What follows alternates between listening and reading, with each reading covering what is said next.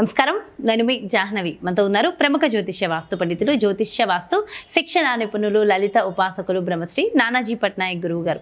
సూక్ష్మంలో మోక్షం ఈ ప్రత్యేక కార్యక్రమం ద్వారా మనకున్నటువంటి ప్రతి సందేహాన్ని నివృత్తి చేస్తూ ఎంతో చక్కటి పరిహార మార్గాలు మనందరికీ అందిస్తూ ఉన్నారు కదా.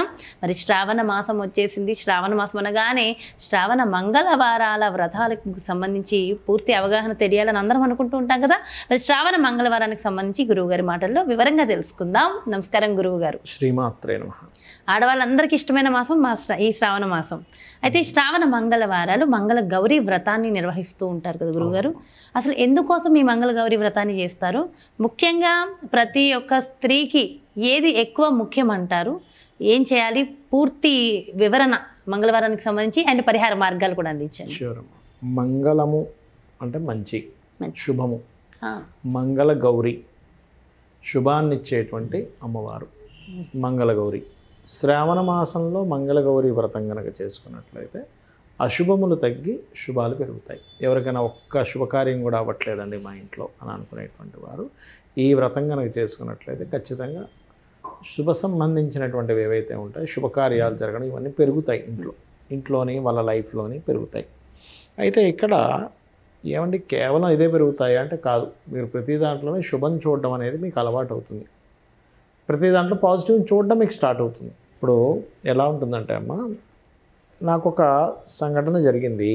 నాకు జరిగినంత మాత్రాన అది అమంగళమైన విషయం అనుకోవడానికి వీలుండదు. అమ్మవారిని కనుక ఎక్కువ ప్రార్థిస్తూ ఉంటే, మంగళగౌరి వ్రతం చేయడమో లేకపోతే అమ్మవారిని ఎక్కువ ప్రార్థిస్తూ ఉంటే ఏమవుతుందంటే, చిన్న ఎగ్జాంపుల్ చెప్తాను చూడండి. ఇప్పుడు నేనేదో చిన్న ఎగ్జాంపుల్ ఏంటంటే, నేనేదో ఒక డ్రెస్సు చిరిగిపోయింది నాది అనుకున్న ఉదాహరణకి. చిరిగిపోవడం అమంగళం, కానీ కుట్టేవాడికి అది మంగళం. నిజం, అంతే కదా. టైర్ పంచర్ అయింది, నాకు అమంగళం. పంచర్ చేసేవాడికి మంగళం. పర్ఫెక్ట్. కారు పక్కన పెడితే వాడు గీసుకొని వెళ్ళిపోయాడు. కారు గీత పడింది, నాకు అమంగళం, కానీ వాడికి మంగళంగా వాడికి బేరం వచ్చిందిగా. అంటే ఏమిటి? ఆ కోణంలో మనం ఆలోచించగలిగితే మనిషి యొక్క ఆలోచన విధానం మారాలి. నువ్వు అయిపోయిన దాని గురించి నువ్వు బాధపడడం వల్ల పోయేదేముంది, వచ్చేదేముంది చెప్పండి. ఇప్పుడు చొక్కా చిరిగిపోయింది, ఇది కుట్టించాలా, అయ్యో చొక్కా చిరిగిపోయిందని ఏడడం వల్ల నీకు వచ్చేదేంటి అనేటువంటి థాట్ ప్రాసెస్ పెరుగుతుంది మీకు. ఏడవడం వల్ల ఏం రాదు కదా. సరే సరే, ఒక 20 రూపాయలు అవుద్ది, సరే తీసుకెళ్ళి కుట్టించేద్దాం. ఒక 50 రూపాయలు అవుద్దాం, 100 రూపాయలు అవుద్దాం, ఓ పంచర్ చేపిస్తే అనుకునే థాట్ ప్రాసెస్ ఫస్ట్ పెంచుకోవాలి. మంగళగౌరి వ్రతం చేయడం అంటే కేవలం ఏదో మంగళగౌరి అష్టోత్తరాలు చదువుకుంటూ ఓ పసుపు కుంకుమ వేసేసి చేయడం అని కాదు. అక్కడ ప్రతిదాన్ని మంగళంగానే తీసుకునేటువంటి థాట్ ప్రాసెస్ పెంచుకోవాలి. ఏమి జరిగినా మీ లైఫ్లో ఫైన్, అదేదో సినిమాలో ఉంటుంది, ఆల్ ఈజ్ వెల్ అంటూ ఉంటారు. అట్లా ప్రతిదీ మనకు, అందుకే మన వాళ్ళు ఏది జరిగినా మన మంచిగా అంటూ ఉంటారు చూడండి. ఏది జరిగినా మన మంచిగా అనుకుంటూ ఉండడం ప్రాక్టీస్ చేయాలి ఫస్ట్.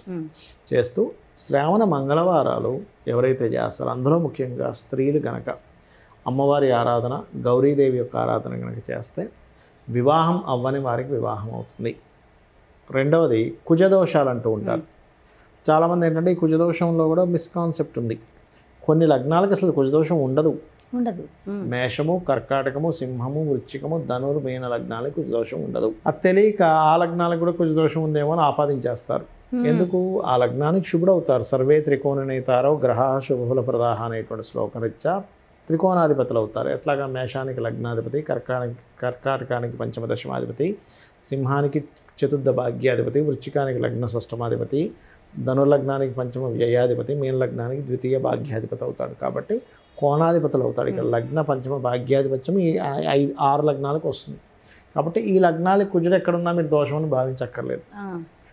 వేరే లగ్నాలకి వేరే దగ్గర ఉన్నా, అంటే ఎక్కడ లగ్నము, ద్వితీయము, చతుర్థము, పంచమము, సప్తమము, అష్టమము, వ్యయము కుజదోషం అంటారు.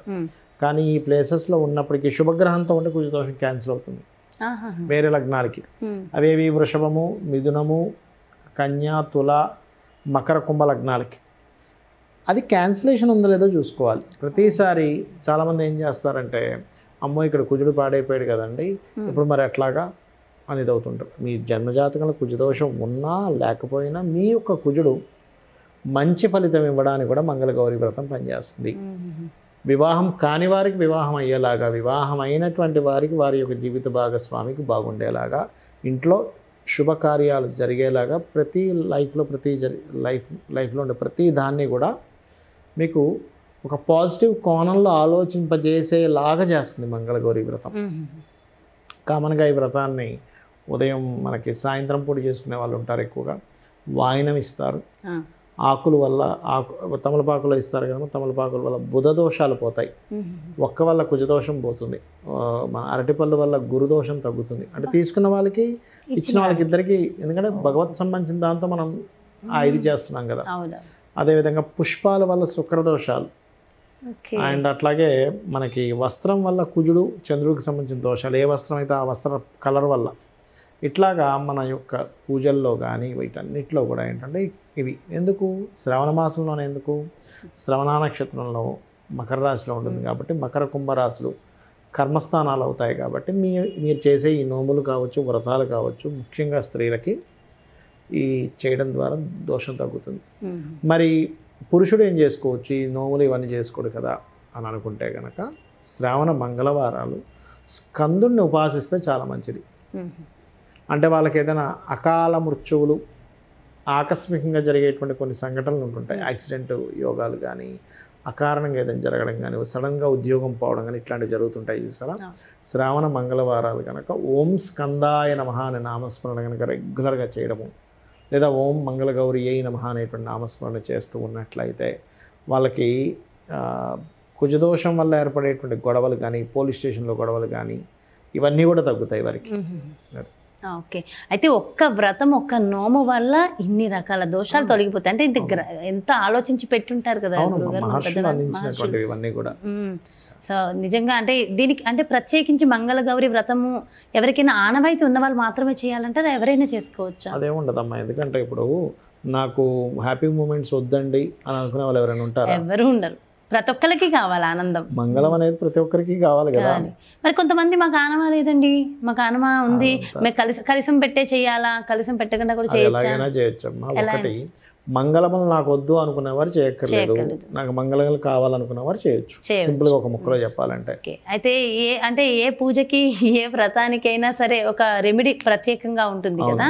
సో ఎవరికైనా ప్రత్యేకమైన కోరికలు ఉన్న వాళ్ళు ఆ కోరికలతో చేసుకునేటప్పుడు ఏదైనా పరిహార మార్గం ఉంటుంది? ఎర్రటి పుష్పాలతో గనక మంగళగౌరి వ్రతం గనక చేయగలిగితే ఎటువంటి కష్టతరమైన విషయాల నుంచి అయినా బయటపడగలుగుతారు. ఎర్రటి పుష్పాలతో. ఇంకా ఎక్కువ కష్టంగా ఉంది అనుకునేటువంటి వారు మంగళవారం నాడు కుజగ్రహం దగ్గర దీపారాధన, ఎర్రబొత్తితో దీపారాధన చేసి గోవులు క్యారెట్స్ కూడా తినిపించగలిగితే, దేశీవాలి గోవుకి, ఇంకా ఎక్కువ గొడవలు కష్టాలు ఉండేటువంటి వారికి ఇంకొంచెం తొందరగా రిలీఫ్ అనేది దొరుకుతుంది.